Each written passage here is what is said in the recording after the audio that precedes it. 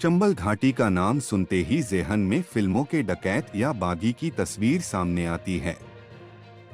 घोड़ों पर बंदूक के साथ लूटपाट करते डाकुओं की कल्पना से सिहरन दौड़ जाती है। डकैत या बागी बनने के पीछे परिस्थिति जिम्मेदार होती है। जुल्म, अत्याचार, नाइंसाफी, जमीन विवाद बंदूक उठाने के प्रमुख कारणों में से रहा है। चंबल के बीहड़ में फूलन देवी का नाम डर और आतंक का पर्याय था। बीहड़ से लेकर संसद तक का सफर करने वाली फूलन देवी की कहानी उत्तर प्रदेश से शुरू होती है। जालौन जिले के गांव गोरहा का पुरवा में 10 अगस्त 1963 को जन्मी फूलन देवी का परिवार गरीब था। देवी दीन परिवार को घर का खर्च चलाने के लिए कड़ी मेहनत करनी पड़ती थी। परिवार के पास केवल 1 एकड़ जमीन थी। दादा की मौत के बाद चाचा को घर का मुखिया बनाया गया। चाचा ने बेटे संग मिलकर फूलन देवी के पिता की जमीन हड़प ली। चाचा की बेईमानी का पता चलने पर फूलन देवी ने खेत में धरना दे दिया। नौबत चाचा के साथ हाथापाई तक पहुंच गई। फूलन देवी को परिवार के गुस्से का सामना करना पड़ा। माँ बाप के 6 बच्चों में फूलन देवी का नंबर दूसरा था। अलग स्वभाव की मालिकन फूलन देवी अत्याचार के खिलाफ आवाज उठाने से पीछे नहीं हटती। फूलन के उग्र स्वभाव से पिता को अधिक चिंता होने लगी।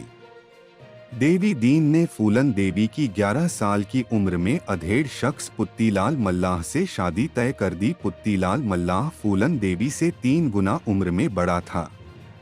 शादी का फूलन ने विरोध किया। परिवार के दबाव में फूलन देवी को झुकना पड़ा। आखिरकार नसीब मानकर फूलन देवी ने शादी को स्वीकार कर लिया। ससुराल आने पर फूलन देवी को प्रताड़ित किया जाने लगा। पति का व्यवहार भी फूलन देवी के प्रति ठीक नहीं थी। बर्दाश्त से बाहर होने पर फूलन देवी मायके आ गई। फूलन देवी ने सोचा कि मायके वाले मदद करेंगे, लेकिन हुआ विपरीत। चचेरे भाई ने चोरी के झूठे इल्जाम में फूलन देवी को जेल भिजवा दिया। व्यवहार को सौम्य रखने और झगड़े से दूर रहने की चेतावनी के साथ फूलन देवी को छोड़ दिया गया। फूलन देवी के पिता ने दोबारा ससुराल भेजने की कोशिश की। 16 वर्षीय फूलन देवी के पति की उम्र लगभग 38 साल की हो गई। पति की दूसरी शादी नहीं हो सकती थी, इसलिए फूलन को ले जाने के लिए राजी हो गया। माता पिता ने गौना कर फूलन देवी को एक बार फिर ससुराल भेज दिया।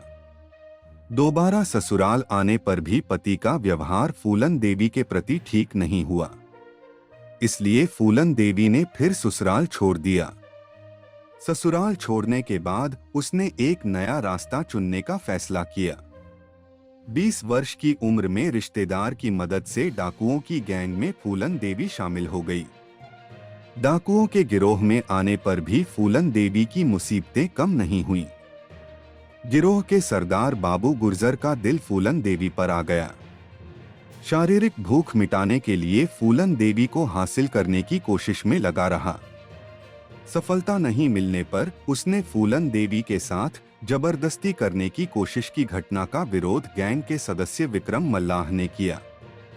नहीं मानने पर विक्रम मल्लाह ने बाबू गुर्जर की हत्या कर दी। बाबू गुर्जर की मौत के बाद विक्रम मल्लाह गैंग का सरदार बन गया। विक्रम मल्लाह की गैंग में 2 सगे भाई श्री राम और लाला राम ठाकुर शामिल हुए थे। बाद में विक्रम मल्लाह की उन्होंने हत्या कर दी और फूलन देवी को अपने गांव बहमई ले गए। बहमई लाकर फूलन देवी के साथ बंद कमरे में गैंगरेप किया। गैंगरेप का पता चलने पर पुराने साथी छिपते हुए बहमई पहुंचे और फूलन देवी को निकाल कर ले आए।